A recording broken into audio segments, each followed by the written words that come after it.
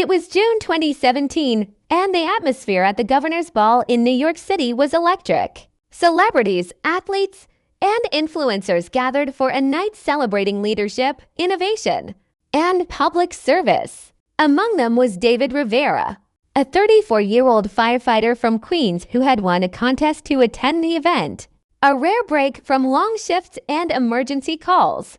David had long admired Schwarzenegger not just as an action star, but as a symbol of strength, perseverance, and service. He wore a vintage Terminator t-shirt and carried a worn copy of Schwarzenegger's autobiography, Total Recall, which had read during overnight shifts. Midway through the evening, as guests mingled near the rooftop terrace, David suddenly collapsed. He had a history of undiagnosed heart arrhythmia.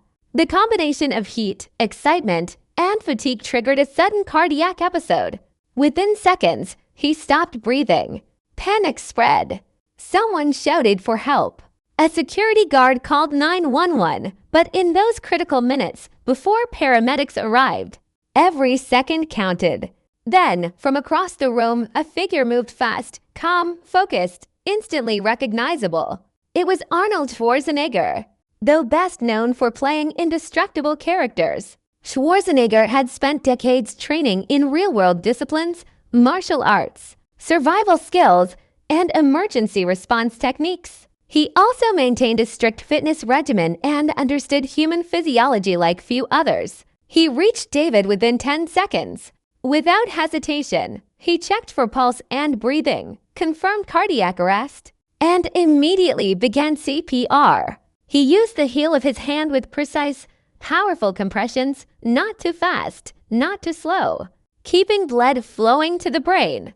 Onlookers formed a circle, shielding David from view. Someone retrieved an automated external defibrillator from the building's medical station. When the device arrived, Schwarzenegger stepped aside only briefly, allowing the machine to deliver a shock. As soon as it was safe, he resumed chest compressions until paramedics took over. Only then did he step back, visibly shaken, sweat on his brow, but composed. He stayed until the ambulance pulled away, asking medics about David's condition.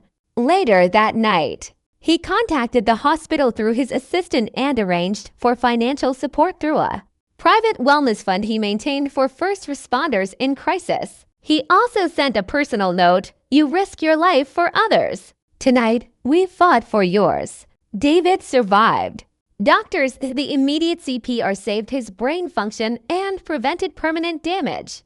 After weeks of recovery and treatment, he returned to work with a new pacemaker, a deeper appreciation for health, and a renewed sense of purpose. At a public safety conference in 2018, he spoke about the incident, calling Schwarzenegger not a celebrity, but a lifesaver. For Schwarzenegger, this moment reflected a lifelong belief: strength has a purpose. Whether in the gym, on screen, or in public service, power meant nothing without responsibility.